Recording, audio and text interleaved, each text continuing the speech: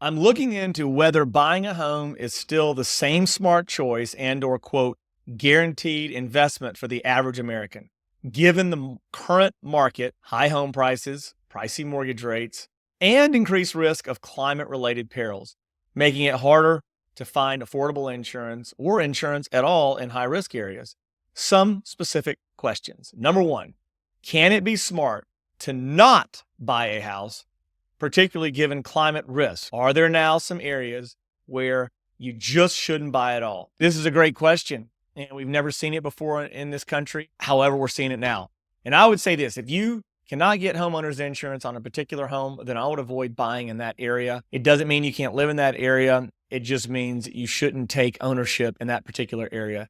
I think you always want to have insurance. You could even make the argument that billionaires would want to be able to insure their homes because no one, no matter how wealthy they are, should just risk flushing money down the drain when there's no need to. You do have some places where he asked about some areas, he or she asked about some areas. It's going to be Florida. Florida is probably the hardest place to get homeowners insurance. Hurricanes and flooding and other natural disasters down there are really, really risky for insurers. California would be another state. Wildfires are a big problem there. And Louisiana has major risk from hurricanes and flooding, as we know. There's going to even be parts of Texas, especially near the coast, where you have hurricanes and severe weather. And then I've got here that I've seen with Oklahoma, Mississippi, and even Alabama, because those states are prone to tornadoes, storms, and other natural disasters. Any coastal area is going to be an issue, and then any wildfire-prone areas are all areas, in my opinion, that you might want to avoid buying in. Certainly doesn't mean you can avoid living there. You can rent there. And if you have a super high income or a high net worth where you don't mind paying $10, $20, $30, $40, $50,000 a year in homeowners insurance, then go for it. That's just something you'll have to see if that works with your plan and kind of where you're going in the future. Number two, is the profile of a home buyer changing? Well, yes, the average age of a first-time home buyer is now 38 years old, whereas in the early 90s, it was 28 years old. Do you need to be able to make more income, self-insure, have a higher down payment, etc., to tip the scales in your favor? Well, Americans have always kind of overspent on homes on average, not everyone. If you want to do financial planning correctly, then you absolutely do need to make more income than ever before. That's why the age has gone up. No, I don't see that you're ever going to self-insure a home. I don't think that that's wise at all. You'd have to have a tremendous amount in savings in order to self-insure, because in order to fully self-insure, ultimately, it's your house burning down. It's that type of thing that you would want to be concerned about. And then do you have to have a higher down payment? No, I don't think so. The basic formula is this. The average home price right now, as of 2025 in America, is $400,000.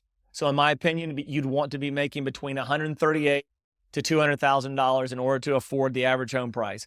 You're going to want to buy a home that is 2 to 3 times your household income for many reasons that I'm not going to get into right now. He or she is also asking, are more people priced out of the market than in prior years? Yes, definitely. Number 3, does or how much weight should you give to the emotional component of owning a home, desire for the American dream, or stress of owning, versus the financial risk benefits when weighing your options? So many things to weigh there. I definitely don't think an emotional decision should be based on whether to buy. The main emotion where this comes in is where the homes that are available for sale in a particular area, nicer, more comfortable, more of what you're looking for than the homes that are available for rent or the places where you could rent. That's the big thing, is what I'm seeing with people and what I would be thinking for myself as well. So, but I wouldn't weigh the emotional part. Following our emotions will get us in major, major, major trouble. So many things can happen. We can just read through the Bible and see where people have lost their anger and got them in trouble, or their lust got them in extreme trouble. So we want to try to have self-control and temper our emotions so that we're making wise decisions based on what we know is going to be best for our family. Number 4, advice on how to make the right choice for you in this current environment. Well, mortgage home interest is no longer deductible unless you happen to itemize on your tax return. So you have that to consider.